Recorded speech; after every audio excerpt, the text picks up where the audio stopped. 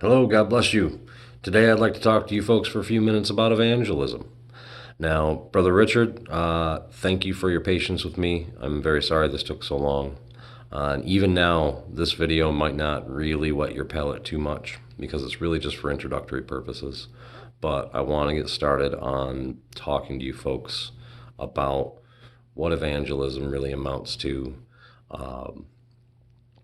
how simple and how complicated a thing it is to do. And I want to encourage you all that if you're not prepared in your heart to do evangelism, that you should seek it. You should yearn to have enough of the Lord in the center of your life and enough of the Word hidden in your heart that it begins to spill out of you without a great deal of effort. So when I began this video series, on my channel, in the playlist, there's an all videos playlist. And the first 11 videos I did were a form of evangelism. Now, it's not conventional in a biblical sense. And in fact, a lot of people that would watch and enjoy my videos otherwise probably won't find them incredibly tasteful because I put aside almost all of the things I preach on nowadays to just spell out a few plain facts to people. I've got 11 videos. The first 11 videos is an introduction, and then I talk. In that, I basically disclaim that I'm going to be ministering people, but I'm going to just talk about things in plain speech and keep the, I guess what the layperson would call Jesus-ese out of it, which isn't very tasteful. A lot of religious Christians would dislike me for that. But what I was doing, and this effort has continued through to even this video today, what I was attempting to do was in small chunks, piece by piece, take the things I was talking about out of the realm of philosophy or an ism or an ology and put it in the hands of people. So after my introduction, where I disclaim myself and I reassure everyone I don't judge people and I see everyone like they're me, I go to begin to talk about love and its fundamental function in our lives and our necessity for, we need love. And a lot of the harm in the world is for a lack of it.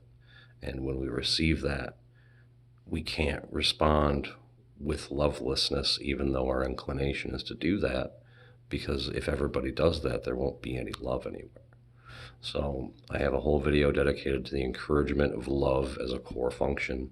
The next video after that was truth in terms of honesty, and how even after putting away all of what we're recited to as rights and wrongs and our morality and our structured way of thinking about these things, even without having to apply any of that, I spell out that honesty really simplifies your life. It sets you in a way that people can lean on you and respect you and give you trust, and it feels good and it's very fulfilling. And after that, I talk about religion, and I give the simplicity of what our walk's supposed to be, apart from our beliefs. And I talk about religion in terms of a philosophy and a practice. And I go on to only talk about the practice of it because I was not offering philosophy. My religion was as simple as I said in that video. But as I go through, even that, after that, I talk about God and about how the things we're told about it in our lost understanding before we're really received by the Lord. The way we think about those things is skewed, and they're not accurate, and it's a pretend version of what the truth of the Lord is. And I'm very confessional about the fact that atheists who have thrown away all the soggy religion they were half taught isn't a bad thing, but they have to not stop there. They have to really seek the genuine mystery and truth of God. And I give sort of a metaphoric way to apply that I liked very much. But that video got a lot of mixed reviews. But either way, I think it's entirely necessary to be forthcoming about the fact that people can misguide you about the truth of God, and that it's something you have to seek and discover individually, not lean on someone else's understanding of it. So, and I go on from there, but that whole video series was to put on a viewpoint for people, let them do things and prove their worth and see it for themselves, so that they can even have a perspective in the first place to receive what the truth of it is. And at the end, I confessed that I was slowly offering folks baptism, and that I was just giving clean water to wash in to set your path straight, so that anybody could have a clear view of what the truth of God, the living Word, Jesus Christ, and the Holy Spirit are in our lives. Not the God of a storybook, but in our real lives. So after that, I started doing videos for the believer, and the goal never changed. In an effort to strengthen the body, I was consistently preaching on applicable things that matter, things that are practicable, things that even after you gain an understanding from it, there's an application of it. I wanted to take the theology and the philosophy and all the lofty intellectualism of the Bible and put it in your hands so that you can use it to the glory of God and to your own salvation, so that you can walk it, not just recite it or talk about it, to live it. So that effort's continued to this day.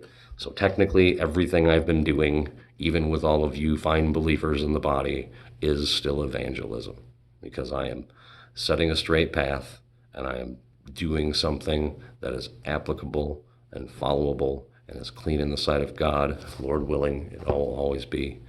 But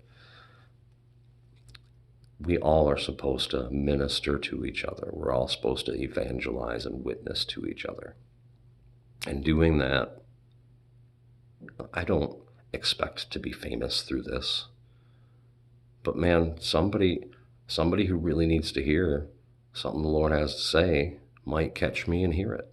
If I'm participating in the way and the will of God, then by gosh, someone who needs it's going to get it.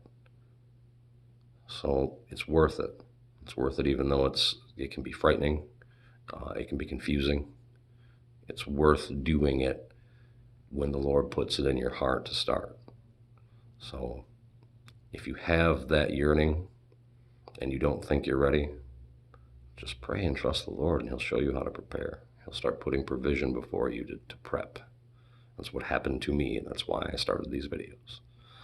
But look over the oldest videos I've got and see that I'm clumsy and dorky and awkward, and it's definitely not a bold, authoritative proclamation of God, but it's just spelling out the plain facts that people can look at and see for themselves, so that they can even have a viewpoint to want to grasp any of this or want to accept it. I was working at the hearts of the people I was speaking to, which was everyone. And I was seeing if perhaps applying these things and seeing that they're true might not change somebody's life for the better and give them a different viewpoint and prepare them for the receiving of eternity. So it really was just, hey, here's this stuff, try it and see what you think, which is the poorest form of evangelism. There's no proof in any of that according to my words, and I didn't speak a powerful word of God. But I'd be willing to bet, because I am a willing mind. If there is first a willing mind, the gift is accepted according to what one has and not what he does not have.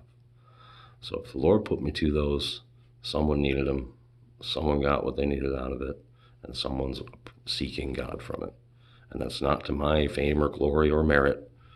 It's just they're worthy for a strange reason, and they're interesting to watch for that. So I will encourage you all, go back through the whole reason this channel is called Take 5 Minutes is those videos were designed to be no more than about 5 minutes long. So the whole series takes about an hour to watch by the time I'm done taking 5 minutes. So look those over, get an idea of even in my folly and my confusion, what I was doing and how I was trying to do it, because there's a flavor hidden in that that is my personal way of, in everything I do, of proving it. You know what I mean? So even in my meekness, even in my nonchalant, hey, don't change your whole life, but maybe try this thing, you can see the intent. You can see where I'm going with it, and you can see that it's functionally, applicably true. And those, whatever way you preach the word, you have to be able to validate it practically in a person's life for them to get it or care. So, the first lesson of evangelism is watch some videos. Sorry about that. But critique me, give me your worst in those, and in the comments of this video or any of those videos. If you find fault or folly, light me up. It's cool. If they inspire you in any certain way, make mention of it. You know what I mean? We're supposed to be encouraging each other. So if you find something poignant in any of this, let everybody know. Comment. Let us know. But I have, next up, in my next video, I've written most of my notes for it, but we're going to visit a really dramatic version of evangelism, and I'll just give you the sneak preview. It's Acts chapter 2. So, very up and coming. I've already got things prepped. I just need time to record. I'll be doing for you an expose on Acts 2 in the lens of evangelism and its applicable value. Despite how miraculous and amazing it is, I think most of what's in that chapter of the Bible can be applicable to you today in your evangelism. So, not long out, we'll do Evangelism 101 through Acts chapter 2. If you want to read ahead and kind of chew on what it is and what I'm going to have you consider, go for it. But thank you for your time, folks. Thank you for your patience, Richie.